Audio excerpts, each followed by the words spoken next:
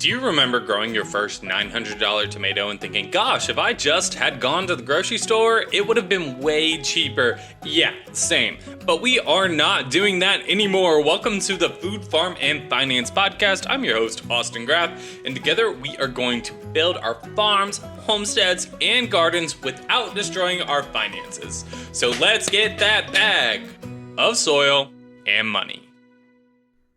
Welcome back to another episode of the Food, Farm, and Finance Podcast. I'm your host, Austin Graff, and together we are making farming, gardening, and homesteading more affordable and accessible for everyone, unless you happen to be a vampire, because today we are talking about my personal favorite plant to grow, garlic. And yes, that was a cheesy intro, but it makes me happy, so frankly, I don't really care. I like it. Today, we are talking about garlic. This is the easiest thing I grow in my garden, and I'm really proud of it because I am self-sufficient in garlic. I don't buy garlic from the store anymore, and it was so easy to get there. I enjoy my garlic year-round, and every year I plant from the same seed garlic, so I don't have to buy garlic. Not to plant, not to enjoy in my house. And I want to share how easy it is for you to do that as well, because if you're like me, you love garlic and you put it on everything, and this can save your household a lot of money and bring a ton of flavor to your life. But before that, a message from today's sponsor. Today's sponsor is Duck River Apothecary, and it's really fitting because garlic is known for its medicinal value, just like Duck River Apothecary's tea blends, which are packed with delicious herbal ingredients that can help you feel your best. So for the next episode, consider grabbing some of our teas and cozying up feeling your best with Duck River Apothecary tea blends. Shop at duckriverapothecary.com for amazing blends for yourself and for your family this holiday season. Now back to garlic. Okay, so garlic is the dream child in the garden. It is no frills, no fuss, super easy, and anyone can grow. And it's my favorite kind of growing because you plant it, you set it, you forget it until it's ready to enjoy it. And that is my personal dream plant, okay? It's not quite a perennial. I wouldn't consider it a perennial, but it does give perennial vibes in the fact that it's just so easy to deal with. So garlic is planted historically in the fall. You can plant spring garlic, but to get those gorgeous cloves of garlic, we need to be planting it right now. So that, of course, is dependent on your zone, but that's why we're talking all about it today. But before we get too deep into the garlic, I want to talk about the difference between hardneck and softneck garlic, because that's going to determine which one you probably grow. Most people don't realize that there is a difference between hardneck and softneck garlic. So hardneck garlic is more commonly grown up north, does really well in zones 3 through 6. It's got a really strong flavor. And hardneck garlic also tolerates that winter really well. It's got that punch of flavor, produces what they call garlic scapes, which is that garlic flower. And it's just, hardneck garlic is that kind of spicy garlic that makes you go, whew, comma garlic, you know? It's intense. Unfortunately, the thing about hardneck garlic is it doesn't tend to store as long. So the shelf life on it is a little bit shorter than its counterpart, softneck garlic. So softneck garlic does pretty well in warmer zones, but can also be grown up to zone 5 to 10. You can experiment with growing it outside of that zone range, but it's a really kind of chill garlic that will hang out with you all year long. I grow a lot of softneck garlic because the shelf life is substantially longer. It's between 9 and 12 months, and I'm pretty sure, I'm not going to, sign my mortgage to this, but I'm pretty sure most of the garlic we're buying in the store is softneck because it has that shelf stability, and I think that's a great thing for growing for self-sustainable purposes. Now, you can grow a combination if you're able to, and you're kind of in that mid-zone range. I personally, in Tennessee, I'm in zone 7A, and I also do grow some hardneck garlic. It just doesn't grow here as well as it does in those colder zones. Now, Garlic seed is not too expensive. It's very cheap to get. What's amazing about garlic seed too is you can keep seeding from the same garlic plants. Meaning, I'm talking about garlic that can store for that 12 months. Even the hardneck garlic that doesn't quite store that long, you should have enough cloves left from the garlic that you plant out in year one to continually reseed garlic year after year. As a matter of fact, I grow a garlic that has been in my family for 5 generations, and that's really, really special to me. And that is what I use in my house every single day. But if you're just starting out, you can pretty consistently get a seed garlic, about a pound, for anywhere from $10 to $30, depending on where you're looking. And you can expect to have about 10 to 15 cloves per bulb, depending on the variety. If you're looking at hardneck garlic, a lot of times you'll have less bulbs or less cloves in the bulb. And then softneck garlic will have more cloves, but you can absolutely get started for under $30. And 1 pound of garlic is going to grow quite a lot of garlic. And I'm not going to get into the varieties of garlic because there's just so many different types of garlic, but you can definitely do your own research on that. The thing is, you just need to know before you're planting, are you planting hardneck? Are you planting softneck? This will also determine what kind of yield you're going to get. So I did run some quick numbers and just kind of what you can expect, but of course it's going to be dependent on the variety. What I will say is one of my favorite garlics that I grow isn't really technically a garlic. It's closer to the leek family. It's called elephant garlic. The cloves will be like almost the size of the palm of your hand. They're absolutely gigantic. They don't store as well as some of the softneck varieties and even as some of the hardneck varieties. So elephant garlic, historically not the best to store, but that's the variety that I have been growing in my family for 5 generations. These cloves are literally massive, and the bulb can sometimes be the size of your face. And every single year I preserve and hold back the best bulbs, and I use the cloves from the best bulbs to plant out at this time of year every single year, thus continuing the strength of that line and growing better and better garlic every single year. I also grow a purple stripe variety, and I love, love, love. I don't know how you say it. It's a rockambo.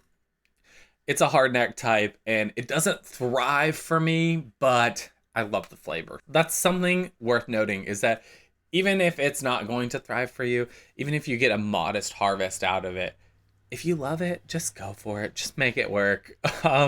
So planting garlic. This is the time to plant garlic, okay? So typically what it suggests is about 4 to 6 weeks before your ground freezes. In Tennessee, our ground does not freeze. If our ground freezes, it's been an incredibly cold winter and highly unusual.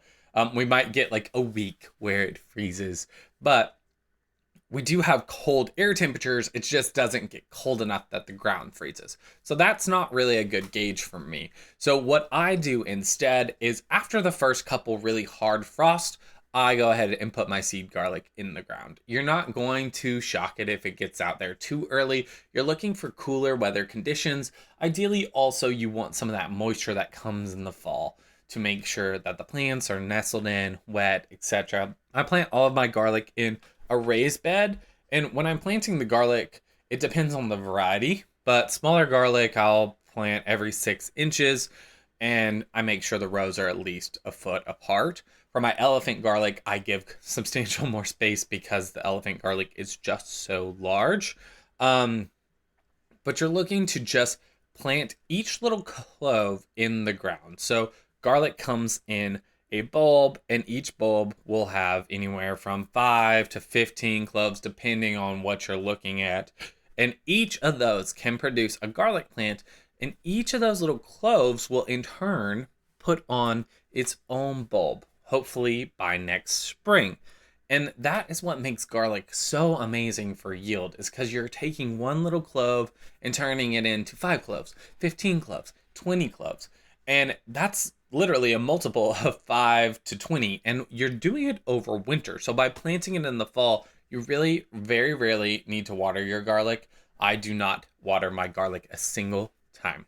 As a matter of fact, sometimes I get worried it's going to rot because it's just so wet in my area through winter, but I do not water it. I plant it, I leave it alone. I do not touch it until harvest time. And for me, I harvest typically in June. So you're looking at me planting out late October, early November. So got November, December, January, February, March, April, May, June. So really within anywhere from 7 to 8 months, you're quadrupling all the way to 20-tupling. I don't know what 20-tupling is. Your investment on your garlic just by planting out one little clove of garlic. So the yields can be astronomical. In general, garlic does like a fertile soil, but what I really love to do, and I don't know if this is best practice, but when I put my garlic bed in for the fall, people are typically raking up their leaves. So I will mulch my garlic with leaves. So I'll put like 4 or 6 inches of leaves on top, and it helps create a really light soil structure that the garlic seems to really adore. And it's also helping kind of keep everything in place, make sure all that soil is not washing away as that garlic gets established. And over time, that leaf breaks down, creating leaf mold, creating a really rich, loamy soil that the garlic loves.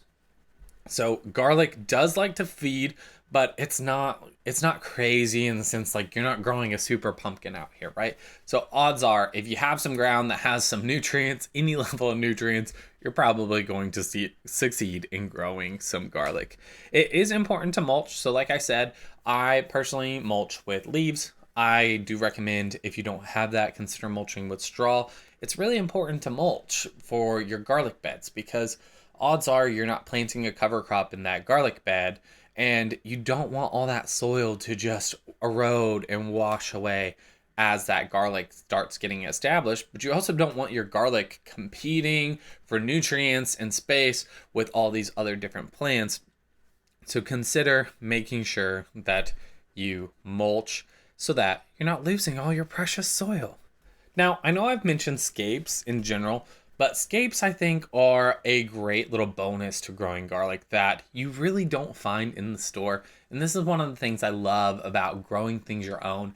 You can really connect with the seasonality of growing your food, and you have so much more food options. The diversity in your food palette is just huge. So you might not even know what a garlic scape is. Basically, it's the garlic flower bud that hardneck varieties will put off. And you can harvest those and saute them up, and they are insanely delicious. You can harvest them and make them into pestos. You'll start seeing these a couple months, a month, maybe sometimes 2 months before you would want to harvest out your garlic. Now, a lot of people snip these off. You do not have to snip them off, but if you do snip them off, use them, eat them, make pesto with them, saute them up. You can saute them just like you would green beans.